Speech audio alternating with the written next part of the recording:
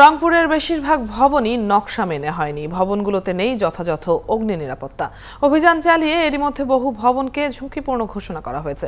Fire সার্ভিসের কর্মকর্তারা হুঁশিয়ারি দিয়েছেন, নির্দেশের পরও যারা ভবন সংস্কার করবে না তাদের বিরুদ্ধে ব্যবস্থা নেওয়া হবে। শাহ বায়েজিদ আহমেদের তথ্য ছবিতে প্রতিবেদন।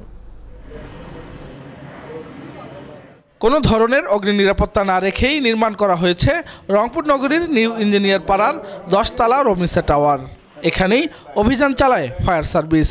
এ সময় বিভিন্ন অনিয়মের পাশাপাশি 8 তলার অনুমোদনে 10 তলা নির্মাণের তথ্য বেরিয়ে আসে। ভবনের ছাড়পত্র নিতে 15টি শর্ত মানার কথা থাকলেও তার 12টি মানেননি ভবন মালিক। শুধুমাত্র প্রতি ফ্লোরে একটা করে ফায়ার এক্সটিংগুইশার ছাড়া এই ভবনে আর অগ্নি নির্বাপন এবং অগ্নি প্রতিরোধ সংক্রান্ত কোনো ব্যবস্থাই গ্রহণ করা হয়নি। অ্যাকচুয়ালি এতদিন তো আমরা অবগত ছিলাম না ভালোভাবে, আজকে অবগত হয়েছি, এখন নেক্সট করব। একই দিনে নগরীর আরও কয়েকটি ভবনে অভিযান চলে।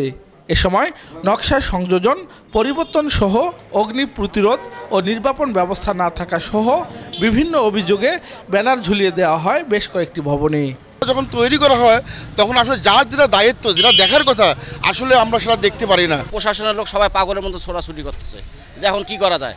ওই 2-4 দিন পরে দেখবেন আবার যে আর সেই। প্রথম ধাপে এসব ত্রুটিতে সতর্ক করা হচ্ছে।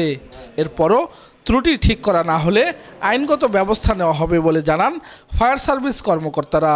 আইনানুগভাবে যে ব্যবস্থা নেওয়া দরকার, আমরা প্রয়োজন হলে আমরা আদালতে মামলা করব এদের বিরুদ্ধে।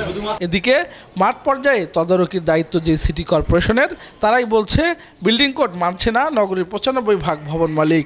অনুমোদনের ক্ষেত্রে আমরা ফায়ার ফাইটিং পত্তন এবং ড্রয়িং এটা আমরা ইনশিওর করেছি, কিন্তু বাস্তবায়নের সময় যেটা দেখা যাচ্ছে যে অনেক সময় যারা বিল্ডিং নির্মাণ করছে তারা ফায়ারের লোকজনের সঙ্গে যথাযথভাবে যোগাযোগ করতেছে না। এবং